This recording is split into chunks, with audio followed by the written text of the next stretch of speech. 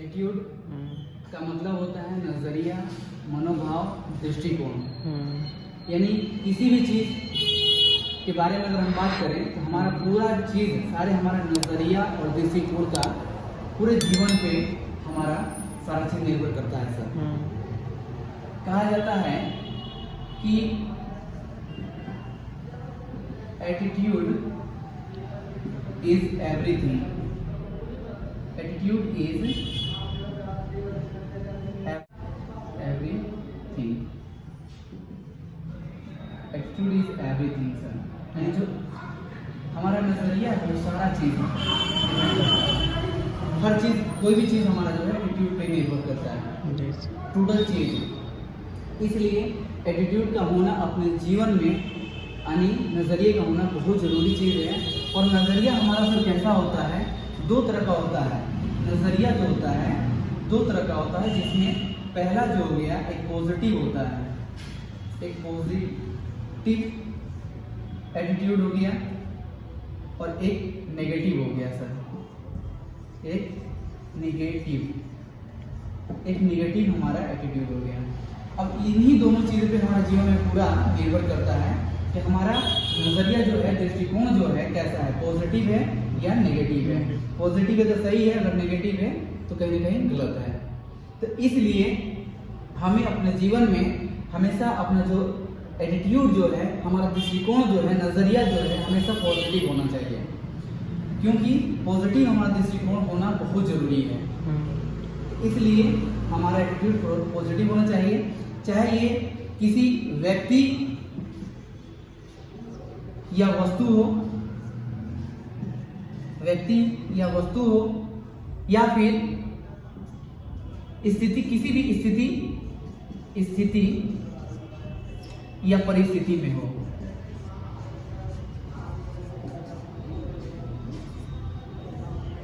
या किसी भी परिस्थिति में हो, मतलब किसी व्यक्ति वस्तु से हो या किसी स्थिति परिस्थिति से हो, तो भी हमारा एटीट्यूड कैसा होना चाहिए, हमेशा पॉजिटिव होना चाहिए। जब हम अपने जीवन में अपना एटीट्यूड अगर पॉजिटिव रखते हैं, ये एटीट्यूड अगर पॉजिटिव रखते हैं, तो सोचिए कि हम अपने जीवन में हर तरीके से अच्छा जीवन व्यतीत कर सकते हैं, क्योंकि सारा पूरा जीवन हमारा इसी नजरिए का खेल है सर। हमारा जैसा नजरिया रहता है उसी हिसाब से सारा कुछ होता है।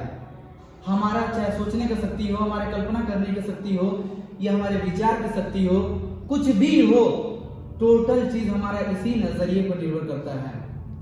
हमारे सोच समझ नजरिया पे ही निर्भर करता है। इसलिए बहुत जरूरी चीज है हमारा अपना एटीट्यूड को। ये गिलास है सर, और आधा गिलास ये है पानी, ठीक है। अब इस चीज को बहुत सारे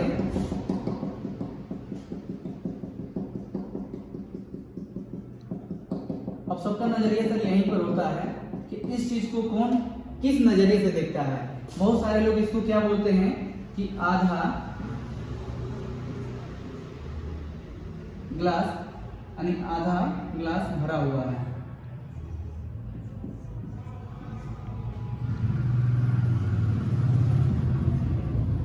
भरा पानी बोलते हैं। और बहुत सारे लोग क्या बोलते हैं,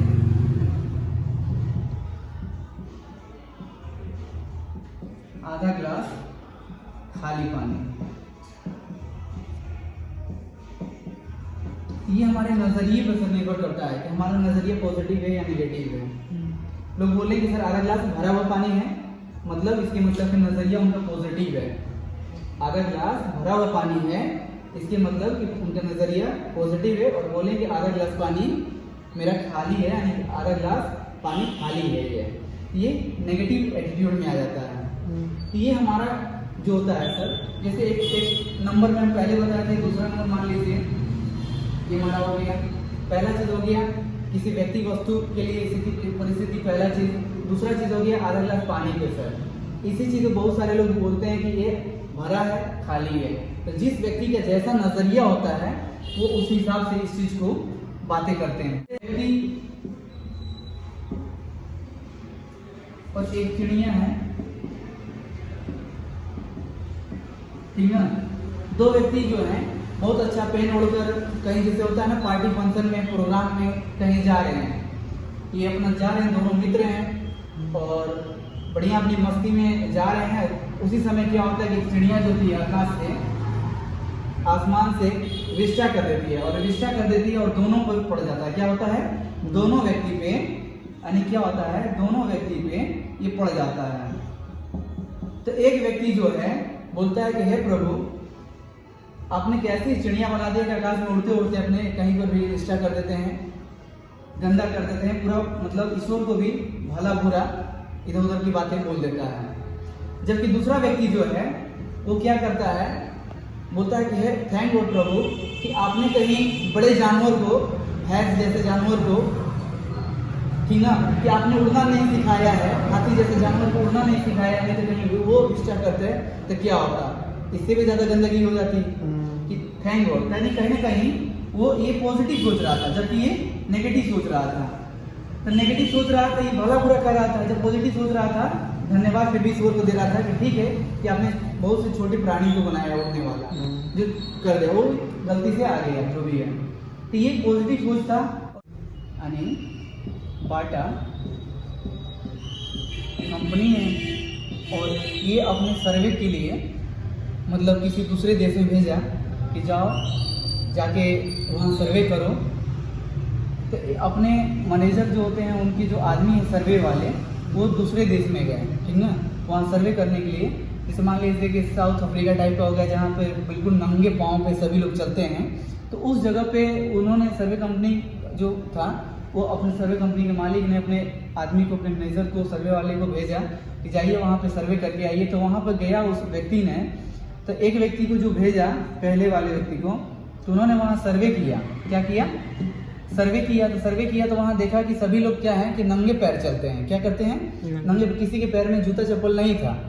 तो उन्होंने वो रिपोर्ट तैयार किया कि यहाँ पे अगर हम कोई भी शोरूम खोलते हैं तो यहाँ के लोग तो जूता चप्पल पहनते ही नहीं हैं। मेरा शोरूम खोलना वहाँ बेकार है, मेरी जूता चप्पल बिकेगा ही नहीं, तो मेरा बेकार हो जाएगा। तो ये रिपोर्ट जो था व्यक्ति ये अपना लगाया, जो क्या था वो नेगेटिव रिपोर्ट था। क्या था? नेगेटिव रिपोर्ट था। जबकि दूसरे व्यक्ति जो था, इसने क्या किया, ये सर्वे में गया। बाटा कंपनी ने कुछ दिन के बाद, कुछ समय बाद, 2-4 महीने बाद एक व्यक्ति को सर्वे पर भेजा कि जाइए वहीं पर जाके सर्वे कर आइए। तो इस व्यक्ति का जो था नजरिया पॉजिटिव था। तो उसने देखा कि यहाँ पे जो व्यक्ति रह रहे हैं तो वो बिल्कुल नंगे पैर हैं, किसी कोई भी जूता चप्पल पहनने वाले नहीं हैं। तो उसके दिमाग में ये बात आया कि अगर इस व्यक्ति को ये बात समझाया जाए कि जूता चप्पल पहनने का क्या फायदा है, अगर एक फायदा को बताया जाए कि जूता चप्पल पहनने से आपके पैरों में कंकड़ नहीं गड़ेगा, आपका पैर में कोई तकलीफ नहीं होगा, तो यहाँ के हर व्यक्ति को अगर समझा दिया जाए तो हर व्यक्ति क्या है, वो जूता चप्पल पहनेंगे। इस व्यक्ति के मन में क्या था? पॉजिटिव एटीट्यूड था, दृष्टिकोण जो था पॉजिटिव था। और ये पॉजिटिव अपना रिपोर्ट तैयार किया कि यहाँ पर अगर एक नहीं सैकड़ों भी अगर हम कंपनियां शोरूम खोलेंगे तो मेरी उतने ही ज़्यादा यहाँ जूता चप्पल सेल होगा।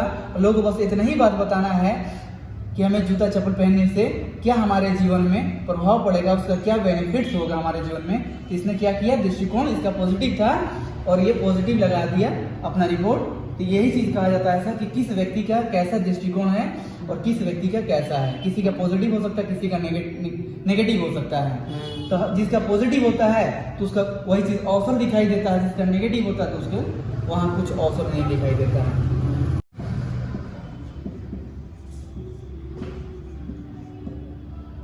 इनका स्टोरी बता रहे हैं, जैसे लंका का जब सेतु बन रहा था, जब अपने देश से लंका जाने के लिए जब सेतु बन रहा था, राम जी जब जा रहे थे, तो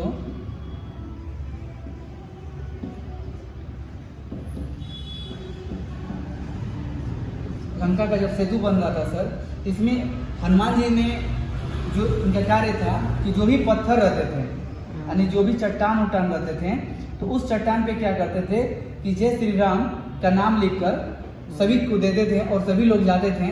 जो भी वो पुल बन रहा था, इस पुल में अपना सब लोग डाल रहे थे, जो भी है पत्थर डाल रहे थे। तो पत्थर डूब भी नहीं रहा था और तैरता जा रहा था और धीरे धीरे पुल का निर्माण हो रहा था। तो जैसे मान लीजिए कि आधा जैसे कुछ बना, निर्माण हुआ, तो प्रभु जो श्री राम थे वो इस चीज़ को देख रहे थे तो मन में आया कि हनुमान जी जो लिख के सब दे रहे थे सबको के द्वारा जो डाला जा रहा था पत्थर, वो पत्थर डूब नहीं रहा था। किसी दिन प्रातःकाल में उठता हूँ जिस समय कि कोई मुझे देखे ना, और मैं जाकर धीरे से इसमें एक पत्थर यहाँ से जाऊँ और डाल के देखूँ कि पत्थर डूब रहा है कि नहीं डूब रहा है। इधर झाड़ी थी, क्या थी? झाड़ी थी इधर पेड़ में, और हनुमान जी इधर मतलब छिपे हुए थे, ठीक ना, और राम जी यहाँ पे थे। तो राम जी सोच रहे थे कि ऐसे समय पे जाके पत्थर डालें जिससे कि मुझे कोई देखे ना, जबकि हनुमान जी क्या कर रहे थे, उस चीज को देख रहे थे। और हम जी भी सोचे कि मुझे कोई देखे नहीं, और हर जगह चारों ओर देख लिए, पर हनुमान जी झाड़ी के पीछे से देख रहे थे कि प्रभु क्या कर रहे हैं। तो प्रभु ने जैसे ही इस पत्थर को इसमें डाला तो ये पत्थर क्या हुआ, उस पानी में डूब गया। तो इन्होंने देखा कि कोई देखा तो नहीं, यार कोई सोचेगा कि कैसे भगवान का अवतार हैं, ये डाली पत्थर को डूब गया। तो इन्होंने झट से वापस इधर आके देखा चारों ओर की कोई नहीं। तब तक क्या हुआ कि हनुमान जी इधर से निकल के इधर चले आए और बोले कि नमस्कार किए और बोले प्रभु, और सब नमस्कार करने के बाद राम जी क्वेश्चन करते हैं कि क्या हनुमान जी आपने कुछ देखा? तो हनुमान जी ने एक ही चीज बोला कि हाँ प्रभु मैंने सब कुछ देखा। तो हनुमान जी कहें क्या देखा आपने, आखिर क्या देखा? तो हनुमान जी ने कहा कि प्रभु जो आपने अभी जो किया वही हमने भी देखा है, और मैं जा रहा हूँ सारे मंडली में मैं बताने के लिए इस चीज को, जो भी मैं देखा हूँ उस चीज को बताने के। तो प्रभु श्री राम जी पूछेंगे अरे पहले मुझे तो बताओ कि क्या देखा। हनुमान जी बोलते हैं कि प्रभु मैंने यही चीज देखा कि प्रभु जिस चीज को छोड़ देंगे वो निश्चित ही डूब जाएगा। प्रभु जिस चीज को छोड़ देंगे वो निश्चित ही डूब जाएगा। तो मैं इस बात को जा रहा हूँ पूरे मंडली में बताने के लिए।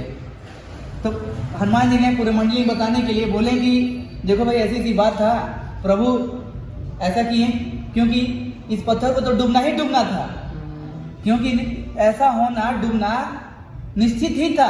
क्योंकि जिस चीज को अगर प्रभु श्री राम उस पत्थर को, चाहे किसी भी चीज को, किसी व्यक्ति वस्तु को, किसी प्राणी को अगर छोड़ देंगे तो निश्चित है कि डूब ही जाना है उसको। अगर हमें तैरना है अपने जीवन में, अगर हमें अपने जीवन में तैरना है तो हमें कहीं ना कहीं प्रभु को पकड़ के रखना पड़ेगा। क्या करना पड़ेगा? प्रभु को पकड़ के रखना पड़ेगा, नहीं तो फिर हम वो चीज निश्चित ही डूब जाएगा। इसी कारण हनुमान जी वो पत्थर पे जय श्री राम लिख कर ही देते थे, जिससे कि वो पत्थर पे प्रभु श्री राम का नाम रहता था, तो इसीलिए वो पत्थर तैर जाता था। इसी तरह से हमें भी अपने जीवन में तैरने के लिए कहीं ना कहीं प्रभु का भी नाम लेना पड़ता है। जैसे हम अपने बिजनेस में तैरने के लिए हमें कहीं ना कहीं अपने गुरु के लिए अपने गुरु भक्ति करना पड़ता है, तभी तो हम तैर पाएंगे। यहाँ से अपने जो भी मंजिल है, मुकाम है, सफलता का शिखर है, तो वहां तक हम अपने पहुंचने के लिए उन गुरु का हम भी साथ लेते हैं। तो अगर हम इनका साथ नहीं लेंगे तो हम भी इसी तरीके से डूब जाएंगे। इसलिए हमें भी अपने गुरु भक्ति को दिखाते हुए उनके गाइडलाइन में काम करना पड़ता है, उनके प्रेरणा स्वरूप काम करना पड़ता है, और सारा क्रेडिट फिर इन्हीं गुरु को देना पड़ता है। कर्म हम करेंगे चाहे कुछ भी करेंगे फिर भी क्रेडिट इनको देना पड़ता है, जैसे हनुमान जी यहाँ श्री राम जी को देते हैं। तो ये चीज हमें रखना पड़ेगा। यहाँ से ये चीज हमें सीखने को मिलता है कि इसी तरीके से हमें अपने सीनियर्स को पकड़ के रखना पड़ता है बिजनेस में, अपने जीवन में। इसी तरह से प्रभु के लिए गुणगान भी करना पड़ता है। जो भी जैसे जिस चीज को मानते हैं वो चीज अपना मानते हैं, क्योंकि वहाँ से विश्वास आस्था होता है, अपने जीवन में आगे बढ़ते हैं, कामयाबी लेते हैं, हर चीज करने के साहस पैदा होती है अपने अंदर।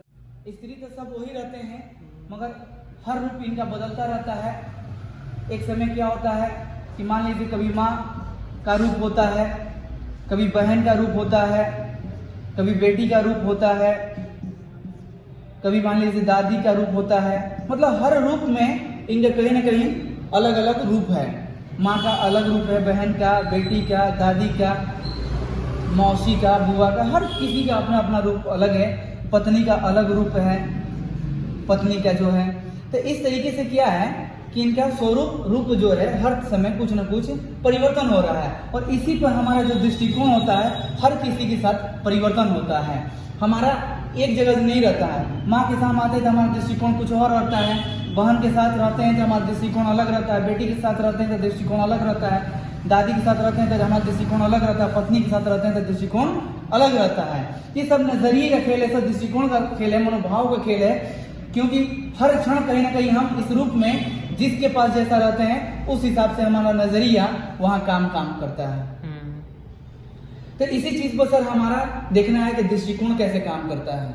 तो यही सब चीजें हैं सर जो आप इससे भी अपने जीवन में सीख सकते हैं कि हमारा समय समय पर नजरिया बदलता रहता है और हमेशा अपने जीवन में कोशिश करना है कि पॉजिटिव एटीट्यूड रखना है। कैसा रखना है? पॉजिटिव एटीट्यूड रखना है, क्योंकि पॉजिटिव एटीट्यूड रखने से सब कुछ सही रहता है। दो घड़ा है और दो घड़े में क्या है कि एक घड़ा जो है इसे मान लीजिए कि फूटा हुआ है, एक घड़ा जो है ये फूटा हुआ है, ये घड़ा है सर, और मान लीजिए कि नीचे से थोड़ा सा छिद्र है। क्या है? थोड़ा सा छिद्र है, जबकि दूसरा घड़ा जो है सर वो बिल्कुल सही है, ठीक ना, यानी ये बिल्कुल सही है, इसमें छिद्र नहीं है। तो इसमें क्या है कि जैसे पानी भरने के लिए एक व्यक्ति जो था, मान लीजिए माली है, ठीक ना, माली है, और ये जो है इस घड़े का पानी तालाब से भरकर ले आता है, ठीक है, इस घड़े का पानी तालाब जाता है और वहां से भरकर लाता है, और बीच में जिस रास्ते से सर ये आता है और दोनों हाथों में, एक हाथ में इधर से फूटा हुआ घड़ा और इधर से भरा हुआ घड़ा जो है मतलब लेकर आता है। तो जिधर से भरा हुआ घड़ा रहता है तो इधर बिल्कुल तो पानी, यहाँ जिसे मान लीजिए घर है सर, यहाँ घर है, चाहे जो भी है, यहाँ घर है, चाहे यहाँ बगीचा है उसका, जो भी समझिए, घर बगीचा जो भी है, तो वहां पर पानी लाता है, ठीक ना। अब इस जगह पर लाता है, पर इस रास्ते के दोनों छोर पे सर क्या होता है कि जिधर से फूटा हुआ पानी रहता है, इधर से पानी टपकता हुआ इधर से ये आता है, ठीक ना, पानी टपकता हुआ आता है, जबकि इधर से पानी बिल्कुल टपकता हुआ पानी नहीं आता है। तो इस दोनों का नजरिया क्या है कि फूटे घड़े में भी एक पॉजिटिव चीज होती है, ये तो बिल्कुल सही तरीके से यहाँ घर तक 100% मतलब पानी जो घर पे ला रहा है वो 100% पहुंचा दे रहा है, पर इसमें से क्या हो रहा है, कुछ पानी कम हो जा रहा है इधर आने पे, कुछ पानी रास्ते में टपकता हुआ गिर जा रहा है, पर जो पानी जो गिर रहा है रास्ते में ये कहीं ना कहीं ये इस मिट्टी को क्या है गीला करता हुआ चला आ रहा है। तो इधर भी क्या है कि एक समय कितना अच्छा मतलब सुंदर सा, जैसे मान लीजिए कुछ फूल वूल इधर लगे हुए थे और इधर कुछ घास उस थे, तो इधर हरा भरा पूरा करता हुआ चला जा रहा था एक समय, और इधर के कुछ सूखे हुए थे। तो जितना दूर गिरा हुआ पानी था उधर कुछ ना कुछ हरा भरा मतलब तरोताजगी कुछ दिन के बाद हो गया, और इधर जो था सूखा हुआ था, थोड़ा सा पानी तो संपूर्ण पहुंचाया, ये थोड़ा सा गिरा हुआ पहुंचाया, मगर दोनों का बीच का जो यहाँ फायदा मिला दोनों का अलग अलग मिला सर। यहाँ ये चीज हुआ कि कुछ हरा भरा रहा। तो इसी तरह हमारे जीवन में भी कहीं ना कहीं कुछ कमी आती है, दिक्कतें आती है, प्रॉब्लम आती है, रिजेक्शन आती है, या कोई भी दिक्कत होती है जीवन में। जब हमारे जीवन में जब ये इसे मान लीजिए सर एक फेवर का चीज होता है, एक अनफेवर का चीज होता है, यानी एक पक्ष में काम होता है, एक विपक्ष में काम होता है, एक को यानी अनुकूल एक प्रतिकूल होता है। तो हमें उसी समय को देखना है कि जब हमारा समय यानी सही नहीं चल रहा हो, यानी हमें हमारे अनुकूल नहीं चल रहा हो, हमारे पक्ष में नहीं चल रहा हो, ठीक ना, तो उस समय में वो चीज को देखिए कि आपका नजरिया कैसा है। अगर आपका नजरिया अगर उस दिक्कत भरी प्रॉब्लम भरी कंडीशन में भी अगर पॉजिटिव रख रहे हैं आप, तब तो आपके अंदर जबरदस्त एटीट्यूड है, तब तो है आपके अंदर पॉजिटिव एटीट्यूड। नहीं तो उस प्रॉब्लम से आप टूट रहे हैं कहीं ना कहीं, तो आपका कहीं ना कहीं नेगेटिव एटीट्यूड आ जाएगा। तो इसलिए हमें अपने जीवन में कोई भी समस्या है, कोई भी प्रॉब्लम है, कुछ भी कंडीशन में रहे, कोई भी स्थिति परिस्थिति रहे, फिर भी हमें क्या रखना है कि पॉजिटिव एटीट्यूड रखना है। और जब हम पॉजिटिव एटीट्यूड रखते हैं, क्योंकि दुनिया के तो पक्ष में हर चीज अच्छा रहता है, उसके पक्ष में उसके समय जब साथ देता है सब कुछ अच्छा रहता है, उसके अनुकूल सब कुछ अच्छा रहता है, मगर जब उसकी विपरीत कुछ होता है उस समय अपना एटीट्यूड अगर पॉजिटिव रखते हैं तभी जाके हमारे जीवन में कुछ बड़ा काम होता है। ये चीज हमें बहुत जरूरी चीज है। कहा जाता है कि जिंदा और मुर्दा, जिंदा इंसान जो होता है पानी के बहाव की विपरीत दिशा में भी जा सकता है, पर एक जो मुर्दा आदमी होता है, मरा हुआ आदमी होता है, कभी भी पानी के विपरीत बहाव में नहीं जा सकता है, हमेशा पानी के धारा की ओर ही चलता है। तो हम जिंदा इंसान अपने जीवन में, इसलिए भी हमें प्रतिकूल भी स्थिति होती है, हमारे पक्ष में स्थिति नहीं भी होती है, तो भी हमें उससे लड़ते हुए आगे बढ़ना पड़ता है। पॉजिटिव एटीट्यूड रखकर हमें उससे सामना करके आगे निकलना पड़ता है, तभी जाके हम पॉजिटिव नजरिया यानी जिसको बोलते हैं दृष्टिकोण बोलते हैं, तब वो चीज़ हमारे अंदर होती है, कहलाते हैं फिर पॉजिटिव एटीट्यूड वाले। तो ये चीज़ सर है जो 7th में बताएं। 7th में सर बहुत बड़ी चीज़ है, सीखने वाली चीज़ है। जंगल का राजा जो होता है वो शेर होता है सर। तो जंगल का राजा शेर आखिर क्यों होता है? इसके अंदर ऐसा क्या खासियत होता है कि जंगल का राजा जो होता है शेर होता है? और शेर के अंदर क्या ऐसा विशेष गुण है? कुछ ऐसा विशेष गुण लग रहा है? नहीं, ऐसा कुछ विशेष गुण नहीं है। जंगल का फिर भी राजा है। क्या है भाई? अगर देखा जाए सबसे लंबा, यानी सबसे अगर लंबा देखा जाए सर जानवर तो कोई और है कि नहीं है? जैसे मान लीजिए जिराफ है। सबसे भारी भरकम अगर जानवर देखा जाए तो मान लीजिए हाथी है। जैसे जिराफ हो गया, ये हाथी हो गया। उसी तरह से सबसे चतुर अगर देखा जाए तो यहाँ लोमड़ी हो गया, है कि नहीं है? सबसे तेज अगर देखा जाए सर दौड़ने में तो चीता हो गया कि नहीं हो गया? तो इस तरीके से यानी सब में विशेष गुण है। कोई मान लीजिए सबसे लंबा है, कोई सबसे ज्यादा मजबूत है, ताकतवर है, कोई सबसे ज्यादा मान लीजिए चतुर है, कोई सबसे ज्यादा तेज दौड़ने वाला है। सबके अंदर विशेष गुण है। कोई छलांग लगाने वाला अलग है। सबके अंदर अलग अलग देखिए सर विशेष गुण है। पर इनमें से क्या कोई ऐसा है जो राजा बना हो? कोई राजा नहीं बना है। अरे क्या चीज है कि सबके अंदर विशेष गुण रहने के बावजूद भी राजा नहीं है? और जंगल के राजा शेर ही होता है। इसके अंदर शेर के अंदर क्या होता है कि एटीट्यूड जो इसका होता है हमेशा ये पॉजिटिव एटीट्यूड होता है। जहां जाता है, जिसके पास जाता है, घबराता नहीं है। हाथी के पास भी चला जाए अगर ना तो हाथी भी घबरा जाता है, इसलिए जानता है कि शेर कि मन में एक ही चीज रहता है कि हाथी भी मेरे लिए भोजन ही है और इसे मैं मारूंगा और अपना भोजन बनाऊंगा। जबकि हाथी सोचता है कि मुझे इसे बचाव करके निकलना है। जबकि हाथी के पास इतना ताकत है और इतना भारी भरकम शरीर है कि चाहे तो शेर को मार सकता है, फिर भी नहीं मार सकता, डर के पीछे हट जाता है। लोमड़ी के बहुत चतुर होते हुए भी पीछे हट जाता है। चीता बहुत तेज दौड़ते हुए भी, इतनी विशेष गुण रखते हुए भी पीछे इसके सामने हट जाता है। जिराफ भी हटा, सब कुछ विशेष गुण वाले हट जा रहे हैं सिर्फ एक ही चीज की वजह से, क्योंकि इसके अंदर पॉजिटिव एटीट्यूड है।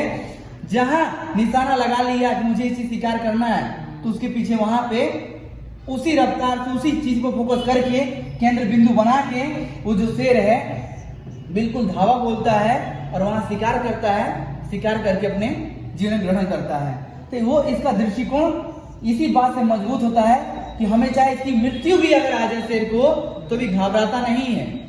मरने के लिए भी तैयार है। मारने के लिए कोई भी जानवर घेर ले, अकेले है, फिर भी मार सकता है और ये मर सकता है, मगर फिर भी उस कंडीशन में भी घबराता नहीं है, क्योंकि अपना एटीट्यूड पॉजिटिव रखता है। फिर भी सोचता है कि हम इन सभी को पछाड़ सकते हैं। और इसी कारण ये जंगल का राजा होता है और इसके सामने सभी जानवर झुक जाते हैं।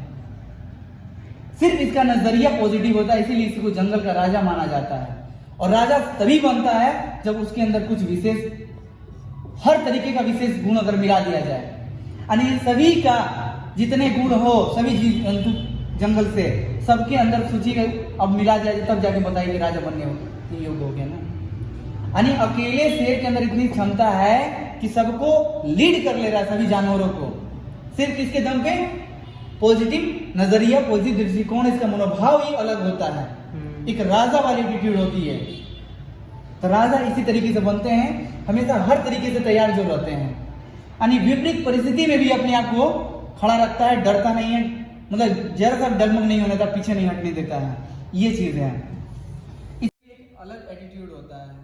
जैसे आप जानते होंगे कि चिड़ियों का राजा आखिर बाघ क्यों बोला जा रहा है, इसके अंदर एक अलग ही एटीट्यूड होता है। जैसे एक सर देखते होंगे कि मुर्गी भी होता है,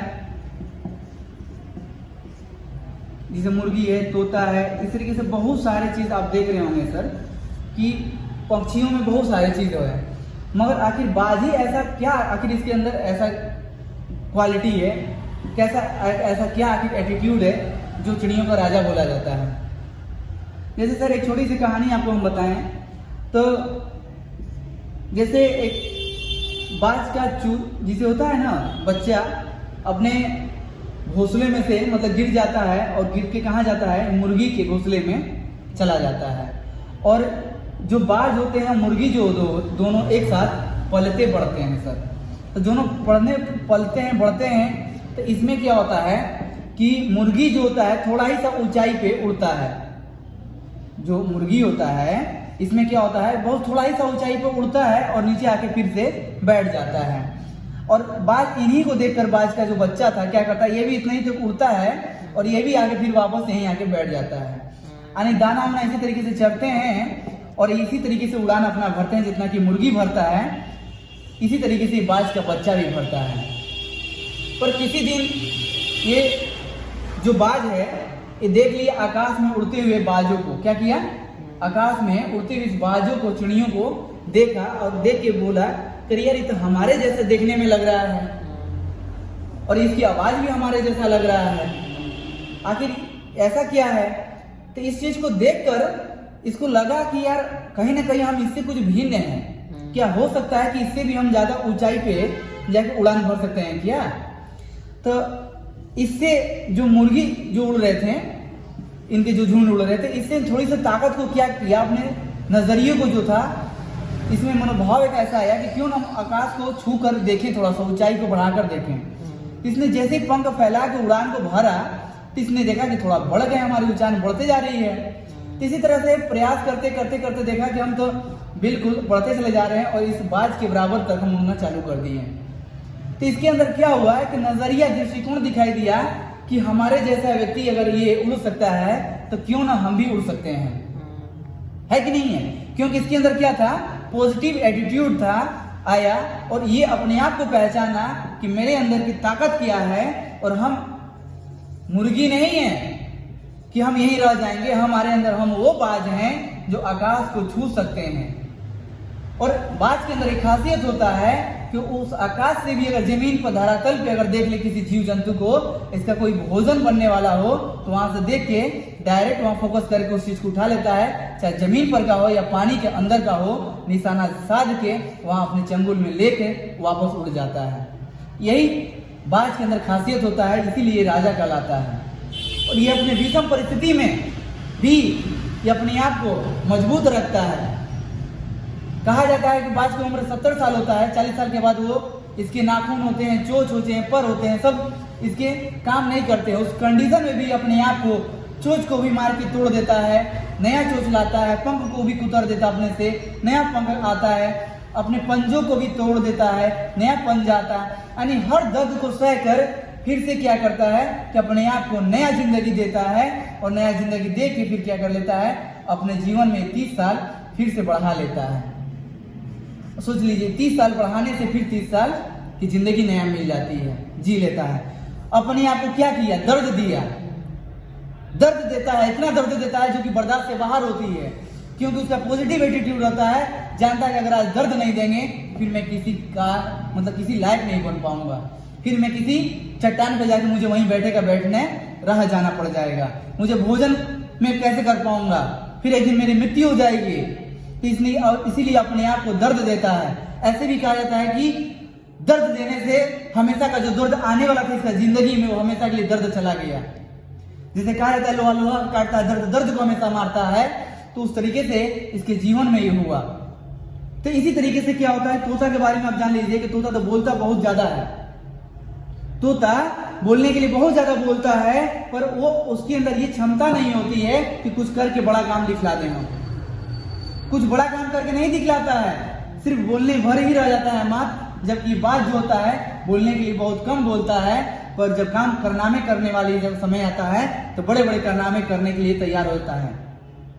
बारिश भी होती है ना, तो बारिश के ऊपर अपना चला जाता है, कहीं बारिश की मोहताज नहीं होती है, बारिश के लेवल से ही ऊपर चला जाता है, इतना ऊंचाई उड़ता है, इसीलिए आकाशों का राजा कहलाता है। वो क्षमता होती है इसके अंदर, इतनी ऊंचाई उड़ने की नजरिया होती है, एटीट्यूड होता है, उस ऊंचाई को छू लेता है जहां हम बरसात का पानी भी इसे नहीं छू पाता है कभी। तो ऐसा हमें अपने जीवन में एटीट्यूड रखना है, कुछ कर दिखलाने वाला एटीट्यूड रखना है, राजा वाली एटीट्यूड रखना है, तब जाके कुछ बड़ा काम करना है, महान आदमी बनने वाला एटीट्यूड रखना है, सफल व्यक्ति होने वाला एटीट्यूड रखना है। क्योंकि जब तक हम कुछ ऐसा नहीं करते हैं अपने जीवन में तो कुछ बड़ा काम नहीं हो पाएगा, इसलिए हमेशा पॉजिटिव एटीट्यूड रखें। जो मूल्य है, जीवन का मूल्य है, उसका नजरिया कैसा है भाई। बहुत सारे क्या होता है, अपने जीवन जो है ना हीरा जैसा मिला है। क्या मिला है? हीरा जैसा अनमोल मिला हुआ है, और इसको हम नहीं जानते हैं कि ये जीवन जो है हीरा जैसा अनमोल है, और हम इसे क्या करते हैं, साधारण सा पत्थर की तरह गवा देते हैं अपने जीवन से। क्या करते हैं? अपने जीवन से साधारण सा पत्थर की तरह गवा देते हैं, जबकि हमारा जीवन ही एक अनमोल हीरा की तरह है। जैसे एक कहानी है कि एक साधु थे, बहुत पहुंचे फकीर थे। उन्होंने एक व्यक्ति को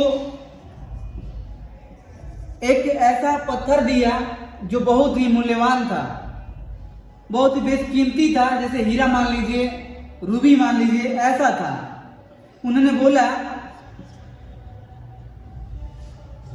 कि आपको अपने जीवन का मूल्य कर जानना है और आप मेरे पास आए हुए हैं जानने के लिए, तो बस मैं आपको ये पत्थर दे रहा हूं और इसे मार्केट के अंदर बेचना नहीं है, सिर्फ जाना है और इसका कीमत पता करना है कि इस पत्थर का कीमत क्या है। तो ये व्यक्ति है, ये जाता है मार्केट के अंदर और इस पत्थर का कीमत मालूम करता है। तो जैसे मान लीजिए कि एक ये गया पहली बार एक ठेले पर बेचने वाले, जैसे मान लीजिए कोई चीज फल फूल बेच रहे हैं, उनके पास गया, तो उनसे बोला कि भाई ये पत्थर है मेरे पास, बताओ इस पत्थर से तुम मुझे इसमें से क्या दे सकते हो।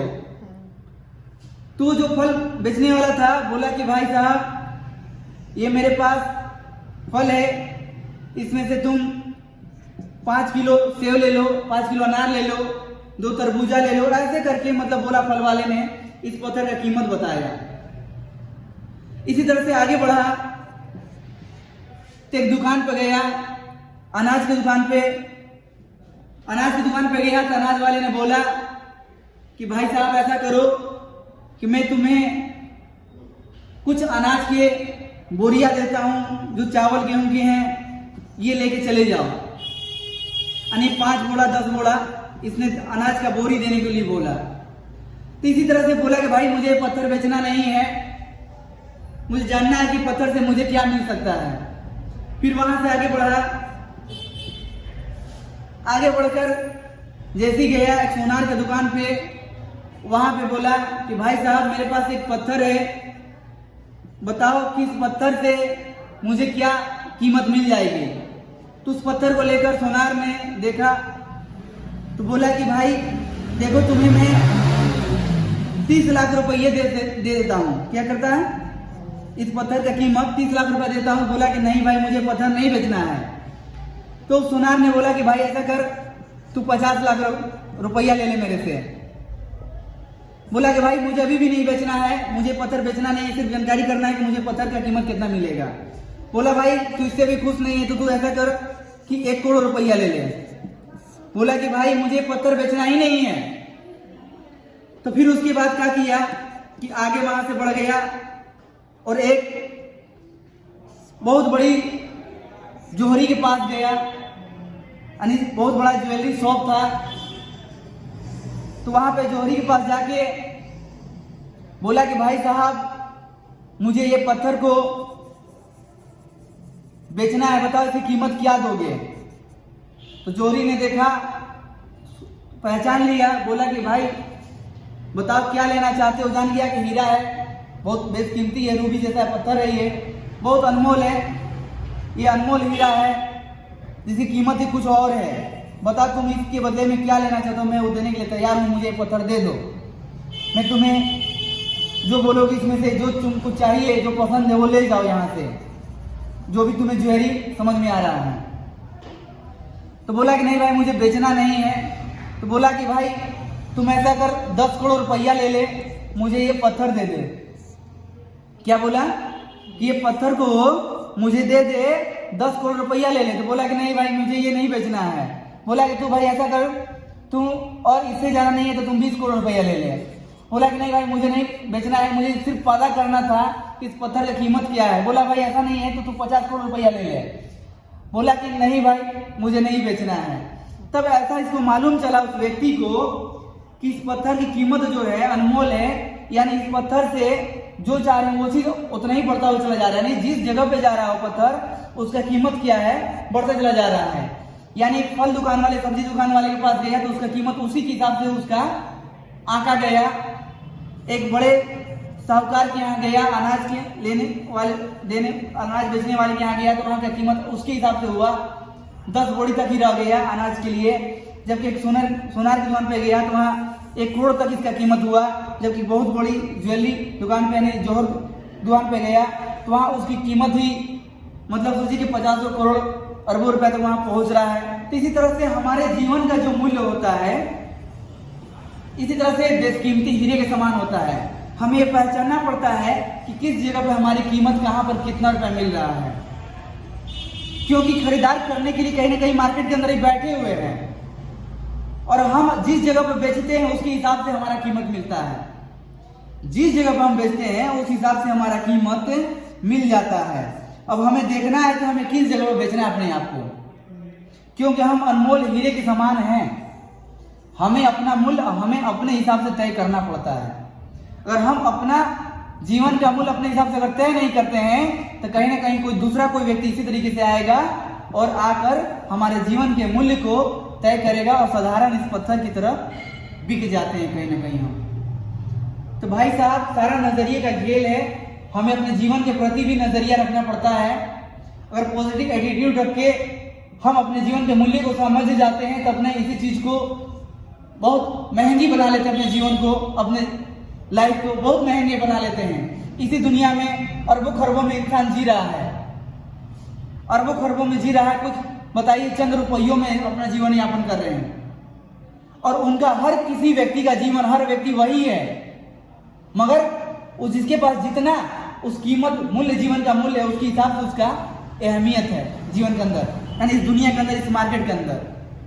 तो इसी तरह से बताएंगे कि आप अपने दृष्टिकोण को पहचानिए, अपने नजरिए को पहचानिए, अपने मनोभाव को पहचानिए और अपने जीवन के मूल्य को पहचानिए, क्योंकि सारा नजरिए का खेल अपना पॉजिटिव एटीट्यूड लाइए।